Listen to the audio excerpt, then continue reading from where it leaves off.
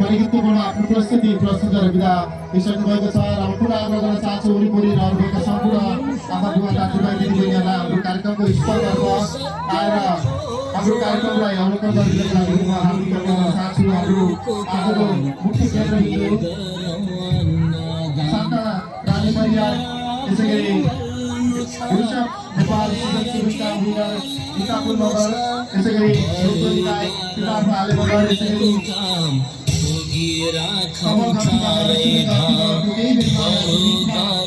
पुण्यको काम राखौँ चारै धाम।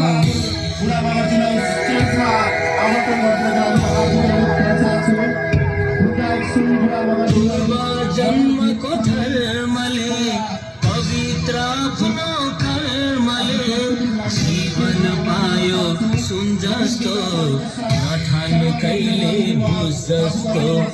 बुझेर हेरौँ आफैलाई शुद्ध बनाऊ कर्मलाई भित्री मनलाई माझेर राखौँ धर्मलाई साँचेर। भित्री मनलाई माझेर राखौँ धर्मलाई साँचेर।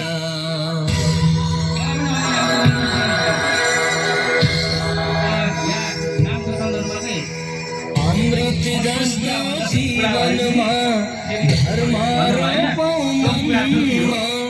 पुण्यको बाटो नछोडौँ अत्याचार नगरौँ। निर्दोषलाई नहेटौँ कुशल काममा